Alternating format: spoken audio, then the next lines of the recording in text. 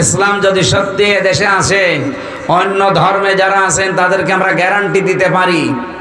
আমির জামাত doctor Shafiqur রহমানের এই কথার সূত্র ধরে যে এই দেশে সবচাইতে বেশি নিরাপদে থাকবে এই সংখ্যালঘু যারা, তারা। যদিও আমরা সংখ্যালঘু তাদেরকে বলি না, সবাই আমরা সমান। এই জন্য আপনাদেরকে জুজুর ভয় দেখাচ্ছে, বিশেষ করে মেয়েদেরকে। মা বোন যারা এসেছেন, যারা আপনাদের বলে যে ইসলাম আসলে ঘরবন্দি হয়ে যাবেন, চার দেওয়ালের মাঝে তালাবদ্ধ হবেন না, মিথ্যা কথা। এই জুজুর ভয় আপনি শুনবেন না। ইসলাম আসলে আপনি সবচাইতে বেশি অধিকার পাবেন, কারণ এই কোরআনে আপনাদের যে অধিকার আল্লাহ দিয়েছেন, রাসূলুল্লাহ দিয়েছেন, পৃথিবীর কোন ধর্ম এটা দিতে পারেনি। 4,500 ধর্ম এখন দুনিয়ায়। কত বলেন বলেন? 4,500। কোন ধর্মে মেয়েদের এত অধিকার দেওয়া হয়নি যত অধিকার আল্লাহ ইসলামে দিয়েছেন। সুবহানাল্লাহ বলতে পারেন না?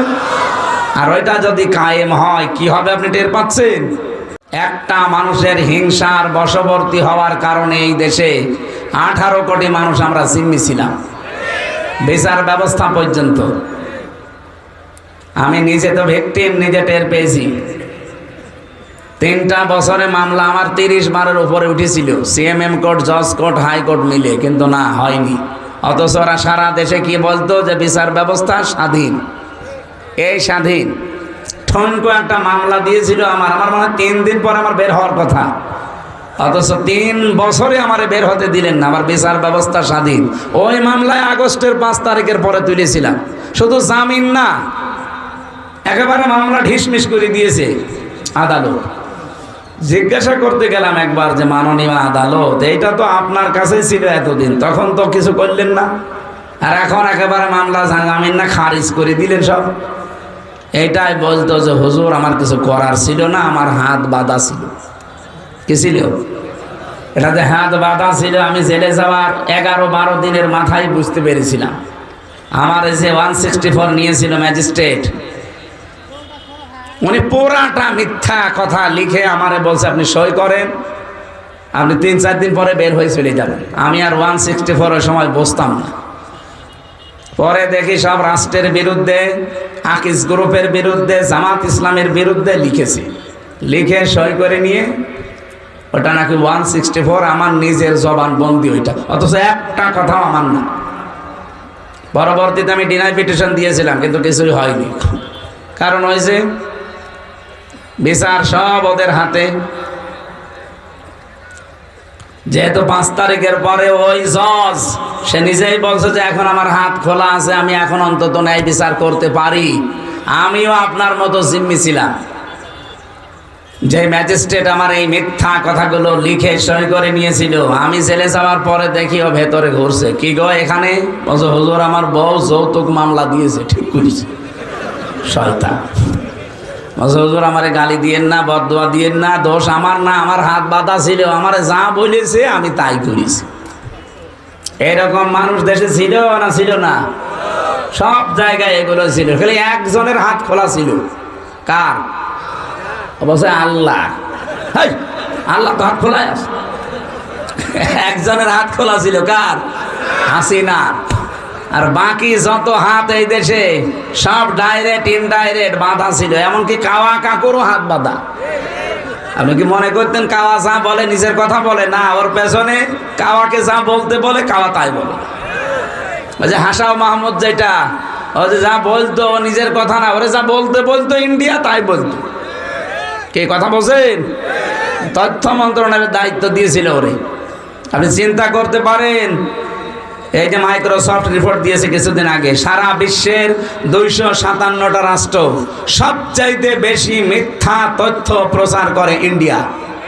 তাম দুনিয়ায় 257 রাষ্ট্রের 1 নম্বরে এরা। আর তাদের প্রেসক্রিপশন নিয়ে চলতো এই হাসাও মাহমুদ। এই জন্য ওর কথা 100টা মিথ্যা। মানুষের তো 100টার 98টা মিথ্যা হয়, ওর 100টার 100টাই মিথ্যা। আজকে যে কোন গর্তে লুকিয়ে আছে জানি না, ভিডিও ছেড়েছে আজকে, দেখেছেন না? কোন জায়গায় আছে আমি জানি না, ওখান থেকে বলছে 21-এর চেতনা আমরা চাই, জয় বাংলা। আরে সামনে এসে বল, অপারেশন ডেভিল হান্ট চলছে শয়তানের খোঁজে, তোর মতো শয়তান খুঁজতেছে। এক কথা বলো না কেন? এই জন্য আমরা চাচ্ছি কারো জবান যেন আর বন্ধ না থাকে, কারণ জবান হাসিনার দেওয়া না, জবান কার দেওয়া? আল্লাহর দেওয়া জবান। আর কেউ যেন সামনে এভাবে চেপে ধরতে না পারে। ওয়ালাকাদ কাররামনা বানি আদম, বনি আদমকে আমি সম্মান দিয়েছি। এদিকে তাকান, আল্লাহ কি বলেছে আমি মুসলমানকে সম্মান দিয়েছি? না, মানুষ যারা তারাই, হিন্দু মানুষ না। বলেন না কেন? এই জন্য হিন্দু ভাইরা এসেলায় যদি থাকেন আশপাশে, আপনারা নিজেদেরকে ছোট মনে করবেন না। আমিরে জামাত ডক্টর শফিকুর রহমান হাফিজাহুল্লাহ, উনি অলরেডি আগস্টের 5 তারিখে কিন্তু ওপেন ঘোষণা দিয়েছেন এদেশে সংখ্যালঘু সংখ্যা গুরু বলে কিচ্ছু নেই, যা আছি আমরা সব সমান। হ্যাঁ, আমরা 96% মুসলমান, এটা ঠিক আছে। আপনারা 4% তাতে কি? আমার যা অধিকার এই দেশে জন্ম নিয়ে, আপনারও তাই অধিকার। কিন্তু যারা উগ্র, যারা সন্ত্রাসী, যারা নিষিদ্ধ, তাদের অধিকার নেই, কারণ তাদের তো নিষিদ্ধ করেই দিয়েছে রাষ্ট্র। আপনারা নিষিদ্ধ করেছিলেন একটা মাসলুম সংগঠনকে, আল্লাহ নিজে অ্যাকশন নিয়ে 5 দিনের মাথায় আপনাদেরকে নিষিদ্ধ করে দিয়েছে। কথা বলো না কেন? এই জন্য এটা রেকর্ড হচ্ছে তো, সারা দুনিয়া এখন চলছে। সবাইকে উদ্দেশ্য করে বলছি, আল্লাহ মানুষকে সম্মান দিয়েছেন। নবীজি মসজিদে নববীতে বসে আছেন, একটা লাশ যাচ্ছিল, বিশ্বনবী দাঁড়িয়ে গেলেন। সাহাবীরা বলে হুজুর দাঁড়াবেন না, ওটা ইহুদির লাশ। বিশ্বনবী বলে ইহুদির লাশ, তাতে কি হয়েছে, ও তো আল্লাহর বান্দা। এই জন্য অন্য ধর্মের ভাইরা, আপনারা ইসলামকে কি মনে করেন আমি জানি না, আপনি একটু ইসলামের কাছে আসেন, দেখেন এর সৌন্দর্য কত উন্নত। কয়েকদিন আগে এক বিসিএস ক্যাডার অধ্যাপক, ওনাকে বলেছিলাম স্যার আপনার ইসলাম ধর্ম গ্রহণ করা লাগবে না, আপনার মুসলমান হওয়া লাগবে না, যদিও আমাদের ধর্মে কোনো বাড়াবাড়ি জোর জবরদস্তি, বলেন না কেন? জোর জবরদস্তি থাকলে দেশে 4% হিন্দু থাকতে পারে? বলেন বলেন, কবে পিটিয়ে মুসলমান বানিয়ে ফেলতাম না? কিন্তু আমাদের ধর্মেই তো এটা নেই যে বাড়াবাড়ি করা, বলেন না কেন? জোর জবরদস্তি কারো উপরে করা, লা ইকরাহা ফিদ্দীন লাকুম দীনুকুম ওয়ালিয়া দীন, যার যার ধর্ম শেষে পালন করবে, কোনো অসুবিধা নেই।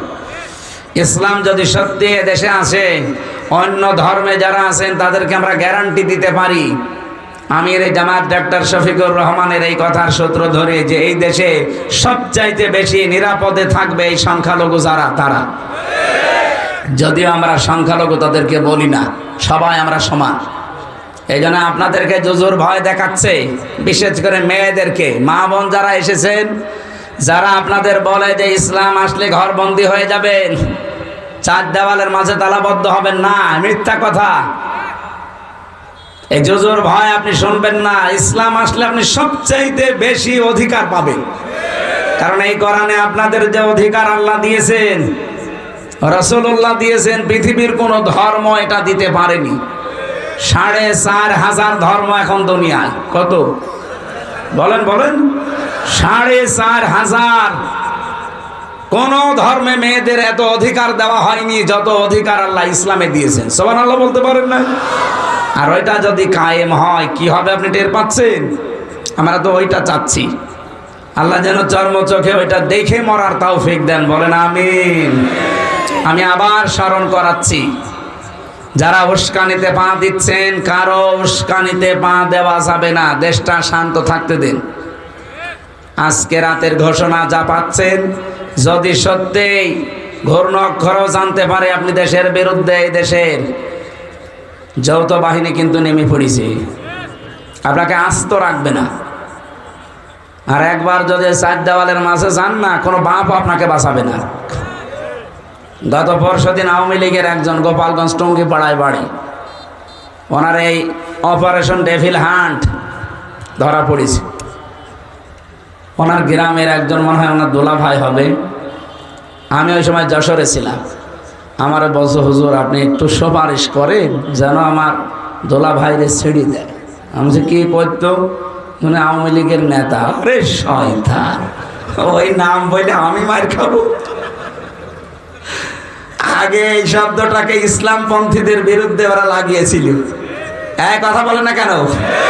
কেউ যদি এই দেশে ইসলামপন্থী যারা, বিশেষ করে জামাত ইসলামী, ইসলামী ছাত্র শিবির, ইসলামী ছাত্রী সংস্থা, এদের যদি কেউ ধরে নিয়ে যেত, আর যদি কেউ পরিচিত মানুষকে বলা হয়তো ভাই একটু বলেন মামলা যেন একটু হালকা করে দেয়, শিবিরের জামাতের ওর নাম বলে আমার পদ হারাবো?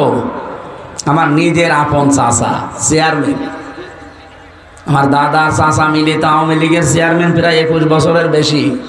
একজন পটল তুলেছে আর একজন এই যে পালিয়েছে।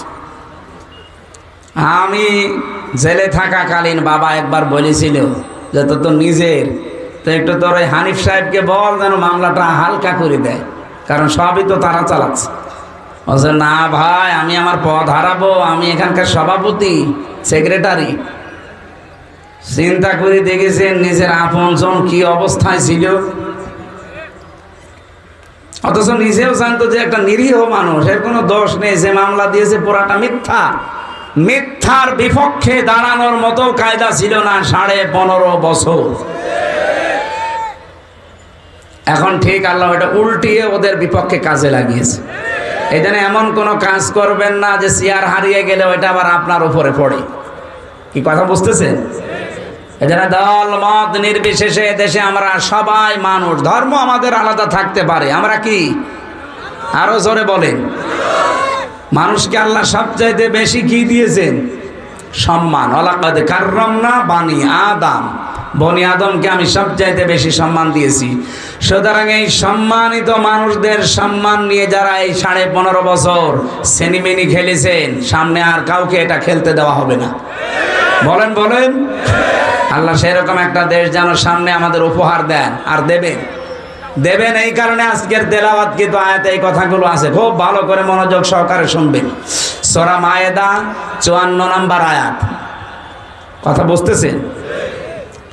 আল্লাহ রাব্বুল আলামিন বলেন, ইয়া আইয়ুহাল্লাযীনা আমানু, ওহে যারা ঈমানের দাবি করো, মাইয়ারতাদ্দা মিনকুম আন দীনিহি, তোমাদের ভেতরে কোনো ব্যক্তি, কোন দল, কোন গোষ্ঠী, কেউ যদি আল্লাহর দিন থেকে মুখ ফিরিয়ে নেয়। এখানে ইরতিদাদ শব্দের বাংলা অর্থ ফিরে যাওয়া। ইরতিদাদ শব্দের বাংলা অর্থ হচ্ছে ফিরে যাওয়া, হক থেকে বাতিলের দিকে। যারা আল্লাহর দিন থেকে ফিরে বদ্দিনের দিকে ফিরে যায়, ফাসাউফা ইয়াতিল্লাহ, আল্লাহ বলেন আমি নিজে অতি শীঘ্রই বিকৌমিন, এমন একটা জাতি, এমন একটা দল তাদের উপরে আনয়ন করব, ইউহিব্বুহুম, আমি নিজে তাদেরকে ভালোবাসবো, ওয়া ইউহিব্বুনাহু, এবং তারাও আমাকে ভালোবাসবে। আয়াতটা আমি বাংলাদেশের সাথে মিলিয়ে অনেক মিল পেয়েছি। আপনি দেখেন তো আয়াতের পরবর্তীতে 3টা গুণ দেওয়া আছে। যদি দেখেন এই বাংলাদেশে যত দল এখন প্রায় 72টা, কারো সাথে কোরআনে বর্ণিত এই 3টা গুণ মিলে যায়, আপনি বুঝবেন আল্লাহ তাদেরকে নির্বাচিত করেছেন সামনে অনুমাক্কিনা লাহুম ফিল আরদ, জমিনের শাসন ক্ষমতা দেওয়ার জন্য। নাকি আমি এগুলো সব বানাচ্ছি? বলেন। যতগুলো তাফসীর আমি আয়াতের সাথে মিলিয়ে পড়েছি, বাংলাদেশের সাথে মিলালাম এই কারণে আমি দেখতে পাচ্ছি যে এ মিলে যাচ্ছে এই 72টা দলের ভেতরে একটা দলের সাথে। আল্লাহ কি বলেছিলেন? যদি কেউ আমার দিন থেকে মুখ ফিরিয়ে নেয়, আমি আল্লাহর প্রথম কাজ হবে ফাসাউফা ইয়াতিল্লাহ। এখানে আলেম আছে, দাখিল মাদ্রাসা, আলিম মাদ্রাসা, যারা সোফার সহ সোফার বসে আছেন, দেখেন তো সাউফা শব্দটা আল্লাহ এখানে আনয়ন করলেন। সিন, সাউফা, কদ, লাম, আরবি গ্রামার যারা পড়ায়, এখানে 13টা আছে। কোন সেন্টেন্সের আগে যদি একটা আসে, বাংলা অর্থ দাঁড়ায় খুব তাড়াতাড়ি। আল্লাহ বলছেন অতি শীঘ্রই, খুব তাড়াতাড়ি। ইয়াতিল্লাহ, আমি আল্লাহ নিজে। এখানে ফাইল কর্তাকে আল্লাহ নিজে। আমি নিজে খুব তাড়াতাড়ি বিকৌমিন, এমন একটা দলকে তোমাদের উপরে আমি নিয়ে আসবো, ইউহিব্বুহুম, যাদেরকে আমি আল্লাহ নিজে ভালোবাসি। সুবহানাল্লাহ বলতে পারেন না? ওয়া ইউহিব্বুনাহু, এবং তারাও আমাকে সবচেয়ে বেশি ভালোবাসে। আগস্টের 5 তারিখের পরে আমরা বহু মানুষকে দেখতে পাচ্ছি, এর আগেও দেখেছি, এরপরে বেশিরভাগ দেখছি অনেকে দিন থেকে ইসলাম থেকে সরাসরি মুখ ফিরিয়ে নিচ্ছে। কথা কি বুঝে বললেন নাকি আন্দাজে বললেন? আপনি কি দেখতে পাচ্ছেন বাংলাদেশে অনেকে ইসলাম থেকে দিন থেকে মুখ ফিরিয়ে নিচ্ছে? তারা গালি দেয় জামাত ইসলামীকে। আরে ভাই, জামাত ইসলামী কি? সেটা দল। আপনি তারে গালি দেন কোন কারণে? আপনি তো সরাসরি আল্লাহকে, রসুলকে, ইসলামকে গালি দিতে পারছেন না, ওইটা এখন তুলছেন ওর উপরে। জামাত ইসলাম হোক, চরমনাই হোক, আটরশি হোক, ইসলামপন্থী যারা এই দেশে, বলেন তো এই মানুষগুলো কি তার বাবার কথা আপনাকে বলে? চরমনার পীর কোনোদিন বলেছে যে আমার বাবা ছাড়া কেউ জান্নাতে যেতে পারবেন না? তিনি এই কথা বলে যে কোরআন হাদিস ছাড়া কেউ জান্নাতে যেতে পারবেন না। জামাত ইসলামের কোন নেতা বলেছে যে আমার বাবাকে না মানলে জান্নাত পাবেন না? তাদের কথা এই যে কোরআন হাদিস না মানলে আপনি জান্নাত পাবেন না। কি বলেন বলেন? আল্লামা সাইয়্যিদ আবুল আলা মাওদুদী রহমতুল্লাহ আলাইহি, আল্লাহ রাব্বুল আলামিন জান্নাতের সর্বোচ্চ মাকাম তাকে দান করুন। আল্লাহর এই গোলাম বলেছিল, আমি ইসলাম মানতে গিয়ে দেখি নাই কোন বাবা কি বলেছে, কোন দাদা কি করেছে, কোন নেতা কি বলেছে। না, আমি দেখেছি আল্লাহ কি বলেছে আর রাসূল কি করেছে। ইসলামপন্থী যারা দেশে সবার এই এক কথায়, এই কথা বলে না কেন? সবার এই এক কথা, এর বাইরে যদি কারো কথা থাকে তারে মানা যাবে না। কথা বুঝতেছেন আপনারা? আমি নাম ধরে বলছি, এটা রেকর্ড হচ্ছে এই কারণে। চাঁপাইনবাবগঞ্জের বিএনপির একজন এমপি, সাবেক এমপি না, এটা অবৈধ এমপি। কারণ এই 15 বছরে যারা এমপি হয়েছে সবগুলো অবৈধ। এদেরকে এমপি বলা জায়েজ নেই, এদের মন্ত্রী বলাও জায়েজ নেই। কারণ এরা তো আমাদের ভোট নেয়নি, এরা জোর করে হয়ে গেছে। এই কথা বলে না কেন? এদেরকে আমরা ভোট দিতে পেরেছি। আমার 33 বছর বয়স, 18 বছর থেকে ভোট দিতে আরম্ভ করলে আমি 3 বার ভোট দিতে পারি, একবারও পারি না। তার মানে ভোট এদেশে হয়নি এই 3 বারে। এজন্য সাবেক এমপি, সাবেক মন্ত্রী, এই 3 বারের যারা, তারা লিখবেন না। এতটুকু লিখবেন সাবেক চোর, না যদি আর একটু বেশি লিখতে চান সাবেক ডাকাত। এর চাইতে বেশি কিছু লেখা আপনার জন্য জায়েজ নেই। এমনকি 15.5 বছরের রাষ্ট্রের যে ভাতা নিয়েছেন সব ফেরত দেওয়া লাগবে। এই কথা বলেন না কেন? এখানেও যিনি দায়িত্বে ছিলেন, এই যে হাসিনাকে হজরত বলে ডাকতো, কি জানো না? আল্লাহর ওলি। কোথায় আছে? পালিয়েছে। কি আশ্চর্য চামচামি দেখেন তো, সংসদে দাঁড়িয়ে এরকম একটা নিকৃষ্ট মানুষকে বলতো হজরত হাসিনা। তামাম দুনিয়ায় কয়টা রাষ্ট্র আছে বললাম? 257। বলেন বলেন, আরো জোরে বলেন। এটা আন্তর্জাতিক রিপোর্ট বের হয়েছে, আমি কিন্তু আন্দাজে বলছি না, সব আমার পড়া আর দেখা। আন্তর্জাতিক রিপোর্টে 10 জন মানুষের নাম এসেছে তামাম দুনিয়ায়, যে তারা সবচাইতে বেশি নিকৃষ্ট এই জমিনের উপরে। তার 1 নম্বরে হাসিনা, 2 নম্বরে বাশার আল আসাদ, 3 নম্বরে নেতানিয়াহু। এটা সব আমি বানাচ্ছি এখন নতুন করি না। বলেন কেন তামাম দুনিয়ায় এদের নামগুলো 1, 2, 3, আর 1 নম্বরে আসবে আল্লাহর ওলির নাম চলে এসেছে। কি নিকৃষ্ট মানুষ হলে তামাম দুনিয়ার ভেতরে এখন 1 নম্বরে তার নাম আসে। আর এটা বানিয়েছে তো খ্রিস্টানরা, আমরা মুসলমানরাও বানাইনি।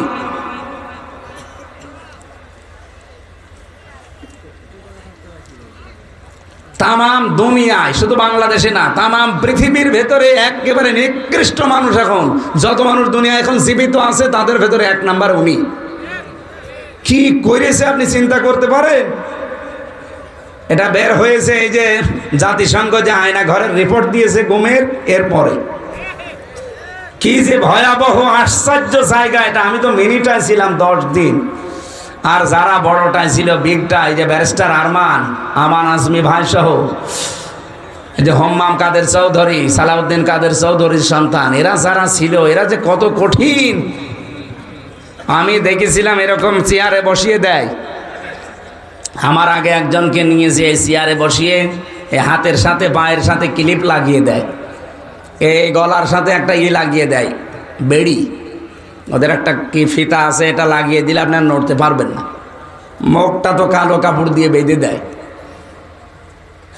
হাত বাঁধা, পা বাঁধা, মাথা বাঁধা, আপনি নড়বেন কি করি? তখন একবার টিপ দেবে সুইচে, চেয়ার আপনার 1 মিনিটে 120 বার ঘুরবে। 1 মিনিটে যদি 120 বার হয়, সেকেন্ডে কয়বার? বলেন বলেন।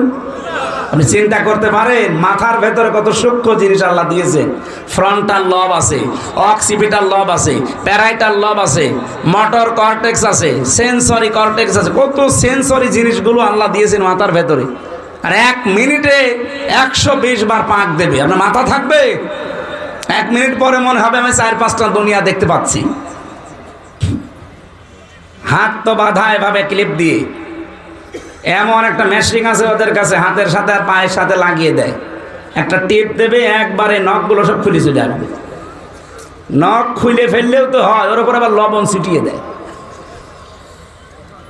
আপনার বিশ্বাস হচ্ছে না? আমি নিজে তো ফেস করেছি এগুলো। ওই যে পুলিশ দাঁড়িয়ে আছে, জিজ্ঞাসা করে। এই ছিল দেশ। আর বলে আমি কি করেছি যে আমার পালানো লাগলো। আপনার এখনো মনে হচ্ছে না যে কি করেছেন? এদিকে আসেন, আপনাকে রেখে দিই ওখানে। আপনার তো 14 বছর থাকবে না, আপনি খালি 14 দিন থাকবেন ওই মাটির নিচে ঘরে। 14 দিন থাকলে আপনি এমনি মরে যাবেন। কত মানুষকে আমার সামনে দিয়ে লাশ বের করে নিয়ে চলে গেছে, বলেছে ও মরে গেছে। না, মরেনি, চিন্তায় মরে গেছে। এমন কঠিন ভয়ঙ্কর জায়গায় ওরা রেখে দিয়েছিল। আমার মনে একটা ভাঙ্গা ছেঁড়া মানুষকে 3টা বছর সেলখানায় দিলেও তো হয়তো, দিয়েছে ফাঁসির কন্ডেম সেলে, কবর সেলে। শয়তানরা 24 ঘন্টা তালা লাগানো, আবার সিসি ক্যামেরা দেওয়া, কেউ যেন আমার সাথে কথা না বলে। একদিন এক হিন্দু কারারক্ষীরে বললাম যে ভাই, সব সময় তো তালা লাগিয়ে রাখেন, একটু বই দেন, বই পড়ি। ও শয়তান বই নিয়ে এসেছে, বঙ্গবন্ধুর আত্মজীবনী। এটা পড়ে কি করবো? পরের সপ্তাহে বছর বছর ভালো বই দেবো, ভালো বই নিয়ে এসেছে বঙ্গবন্ধুর ছেলেবেলা। আরে ভাই, আপনি কি আর বই পান না? কি বই নিয়ে আসেনি? পরের দিন নিয়ে এসেছে বঙ্গবন্ধুর চীন সফর। বছর বছর লাইব্রেরিতে এছাড়া আর বই নেই। আমি বললাম লাইব্রেরিতে খোঁজ করবেন, আমার ফাঁসি চাই, মতিয়ার রহমান রেন্টুর লেখা, এই বই আছে? হুজুর ওই বই পড়তে নেই, ওইটা নিয়ে আসেন। আমি মেজর ডালিম বলছি, এই বই পান না? পরের সপ্তাহে একটা পেলাম, কারারক্ষী আশরাফুল, মুসলমান। ওরে বললাম যে ভাই, আপনি আমার জাতি ভাই। যেটা আগে আসতো, ও তো আর আলেম সালেম বোঝে না, ওর কাছে সব সমান। তা আপনি তো মুসলমান, আপনি যদি পারেন তো এটিএম আজহারুল ইসলাম আছে, ওই যে হিমেল বিল্ডিংয়ে থাকে, আপনি একটু যেয়ে বলবেন যে হামজা আপনার কাছে তাফসির আর বই চেয়েছে। উনি আমারে কিছু বই আর তাফসির পাঠিয়েছিল, তাফহিমুল কোরআন ফি জিলালিল কোরআন, প্রোডাক্টিভ মুসলিম, কারাগারে রাত দিন, জয়নব আল গাজালি, সালমান আল আউদা, এরকম ওনার কাছে বহু বই ছিল, তার ভেতরে কিছু কিছু পাঠিয়েছিল। নিরপরাধ এই মানুষটার সাথে 3টা বছর কাটিয়ে আসলাম। দেশটা স্বাধীন হয়েছে, কিন্তু এই মানুষটা এখনো মুক্ত বাতাসে বের হতে পারেনি। তার নামে যে মামলা, পুরাটা মিথ্যা, বানোয়াট আর হিংসার বশবর্তী হয়ে দেওয়া। কি কথা বলেন না কেন? আমাকে বানিয়ে বলছি। তার যে সাক্ষী আপনি দেখেন, একজন দেখেছে 6 মাইল দূর থেকে, আর এক সাক্ষী বলছে আমি 3 মাইল দূর থেকে, আর একজন বলছে আমি 1.5 মাইল দূর থেকে। আরে শয়তান, তোর চোখে কি পাওয়ার যে 6 মাইল দূর থেকে জিনিস দেখিস? মামলা যে দিয়েছে সে পালিয়েছে, মামলার যে আয়ু সে পালিয়েছে, প্রসিকিউটর পালিয়েছে, বিচারক পালিয়েছে, মামলার যিনি বাদী সে পালিয়েছে, কেউ নেই এখন, সাক্ষী যে সে পালিয়েছে। কেন ওই লোকটা ভেতরে থাকবে? আপনার বিবেক কাঁদে না? সারা বাংলাদেশের 18 কোটি মানুষের অন্তর কাঁদতেছে এই নিরপরাধ মানুষটার জন্যে। হাসিনা যখন চলে গেছে, ওর কোনো চিহ্ন এ দেশে থাকবে না, কারণ ও ছিল অবৈধ, ওর রায়গুলো অবৈধ। এই কথা বলেন না কেন? ওর অবৈধ রায় এখনো যদি থাকে, তাহলে দেশ স্বাধীন হয়ে কি হইল? আগেই তো ভালো ছিল। এই জন্য আমরা চাই, কালকে ওনার রায় আছে, কোন হাইকোর্ট দেখাবেন না বাঙালিকে। যদি হাইকোর্ট দেখান যে উনি সাজাপ্রাপ্ত, এই জন্য ওনাকে ছাড়া হয় না, তাহলে তারেক জিয়া 9 বছরের সাজাপ্রাপ্ত। এখানে যারা আছে জিজ্ঞাসা করে দেখেন। আর তারেক জিয়ার বউ 3 বছরের সাজাপ্রাপ্ত। তারা যদি সাজাপ্রাপ্ত হওয়ার পরে আগস্টের 5 তারিখে তাদের মামলা ঢিসমিস হয়ে যায়, তারা যদি খালাস পায়, উনিও খালাস পাবে না? মানে লুৎফুজ্জামান বাবর আর উনি এক মামলা, একই ফাঁসির আসামি, একই জায়গায় থাকতো। বলেন তারে 17 বছর পরে যদি এ সরকার আসার পরে ছেড়ে দেয়, তারেক জিয়ার বন্ধু গিয়াসউদ্দিন মামুনকে 17 বছর পরে যদি ছেড়ে দেওয়া যায়, একটা মজলুম মানুষ, মুরব্বী মানুষ, নিজের কাজ এখন নিজে করতে পারে না, টইলে বেড়ায়, আর এই মানুষটাকে সারা জীবন 14টা বছর থেকে জেলে রেখে দিলেন। জালেমদের নাই মায়া দেওয়া ছিল না, আপনাদের কি হয়েছে? আশা করছি আগামীকাল যেন ব্যত্যয় না ঘটে। যদি কিছু হয় 3 কোটি মানুষকে জেলে নেওয়া লাগবে আমির জামাতের সাথে। হ্যাঁ, কথা বলেন না কেন? এটা রেকর্ড হচ্ছে এবং ছড়াচ্ছে, সবার মাধ্যমে জানাতে চাচ্ছি, এটা আমার একার কথা না, সারা বাংলাদেশের সবার মনের কথা এটা। হ্যাঁ, আপনার শত্রুতা থাকতে পারে, কিন্তু মন আপনারও কাঁদে। কথা বলেন না কেন? আমরা চাই আগামীতে আমাদেরকে আর হাইকোর্ট দেখাবেন না। বহু হাইকোর্ট আমরা দেখেছি। কি আমরা চাই আগামীকাল ওনাকে মুক্ত বাতাসে বের করে দিয়ে শেষ